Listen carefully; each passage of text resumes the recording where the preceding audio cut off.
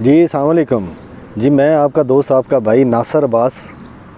और जैसे मैंने पहले आपको कहता रहता हूँ कि एक ट्रेंड चलाएं कि मैं पाकिस्तान का मालिक और पाकिस्तान का शहरी, हर बंदा ये कहे और माने अपने आप को कि मैं पाकिस्तान का मालिक और शहरी हूँ।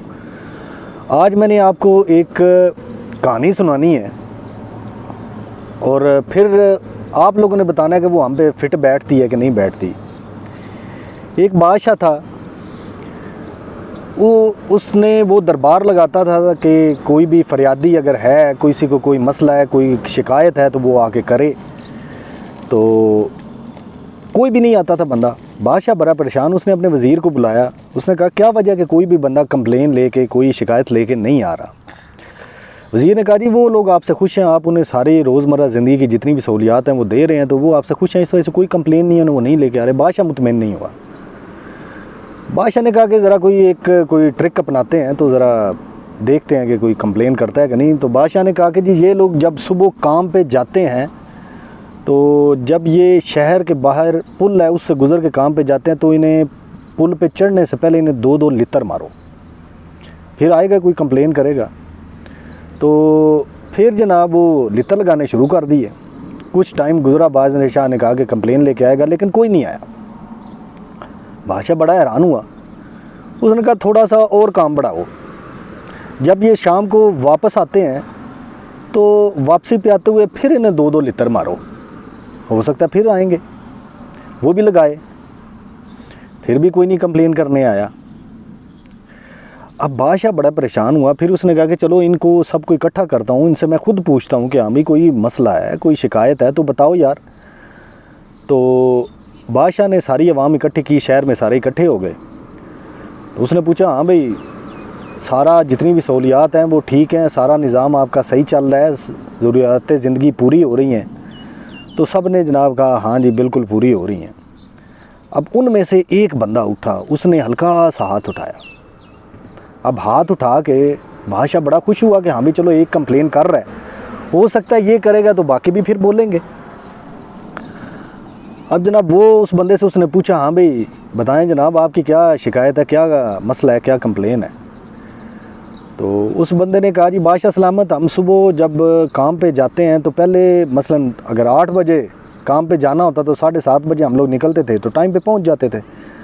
अब जनाब पुल से पहले जब वो 2-2 लितर मारते हैं ना तो उस वक्त काफ़ी लोग होते हैं तो हमें लाइन बनानी पड़ती है वो लितर खाने के लिए, तो हम लोग लेट हो जाते हैं काम से। तो अब तो वापसी पे भी 2-2 लगते हैं, घर आते हुए भी लेट हो जाते हैं। बादशाह ने कहा कि हाँ सही है, क्या हो सकता है आप कंप्लेन करेगा कि हमें लितर क्यों मार रहे हो, ना मारा करो। तो उसने कहा फिर क्या करना चाहिए? उस बंदे ने जनाब कहा कि बादशाह सलामत आप एक काम करें कि हम काम से लेट नहीं होना चाहते, लिहाजा आप मेहरबानी करें कि वो जो लितर मारने वाले हैं ना तो वहाँ पर उनकी तादाद बढ़ा दें ताकि हम लोग काम पे टाइम पे पहुँच जाया करें। बादशाह सर पीट के बैठ गया कि इसको ये नहीं मसला कि हमें लितर लग रहे हैं, इसको ये मसला है कि ये लितर मारने वालों की तादाद बढ़ा दो। तो अब मेरे भाइयों मैं आप लोगों की तरफ आता हूँ, तो ज़रा इस कहानी को अपनी हालात से ज़रा कंपेयर करना है आपने। हफ़्ता पहले आपको जनाब 2 लितर मारे गए, कोई नहीं बोला, और ये सोच कर उन्होंने मारे थे। बादशाह सलामत जो है ना इम्पोर्टेड हुकूमत के हमारे जो वज़ीर आज़म हैं, उन्होंने ये सोच के मारे थे कि कुछ दिनों बाद इन्हें हमें 2 और ऐड करेंगे। तो इन्होंने जब ऐड किए, हफ्ते बाद इन्होंने 2 लितर और आपके लिए तैयार करके रखे थे, वो ऐड कर दिए उन्होंने। वापसी पे आने वाले भी वो आपको लगना शुरू हो गए हैं, लेकिन अब भी कोई नहीं बोल रहा। तो मेरे भाइयों ये बात याद रखनी है कि 2 हफ्ते अगर गुज़रते हैं ना तो अभी आगे, तो इसके बाद आपको जो ये 2 सुबह वाले 2 शाम वाले, तो अगले रात को सोने से पहले जो दवाई के तौर पे आपको उन्होंने देने हैं ना, तो वो भी याद रख लें कि 2 हफ्ते बाद आपको वो भी लगेंगे 2 लितर। तो मेरा भाई 2-2 लितर करके खाते रहना, बोलना नहीं अपने हक़ में, ठीक है? बिल्कुल जनाब, बोलो तो इंसान बन जाता है बंदा, क्योंकि इन्होंने आप लोगों को गधे घोड़े खोते समझा हुआ है, तो फिर वही बने रहो, बोलना नहीं, बिल्कुल निकलना नहीं है। घर से निकले तो भाई आजकल गर्मी बहुत है, गर्मी लगती है, तो बिल्कुल घर से बाहर नहीं निकलना, बिल्कुल आवाज़ नहीं उठानी।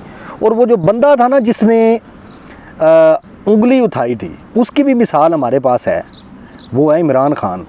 उसने कोशिश की है ये आप लोगों को बताने की कि भाई अपने हक़ में बोलो, लेकिन फिर भी तुम उसकी आवाज़ पे भी तुम लोग अपना हक़ लेने के लिए बाहर नहीं निकल सकते, तो फिर इसी तरह मरते रहो। कंप्लेन आज के बाद ये नहीं किसी ने कहना कि बड़ी महंगाई होगी या गरीब मर रहा है, ये कर रहा है। मरता है तो फिर मरो, अगर नहीं निकलना तो एक दफ़ा निकलोगे, एक दफ़ा बोलोगे अपने हक़ में, तो फिर जाके तुम्हें कुछ मिलेगा। बहुत बहुत शुक्रिया।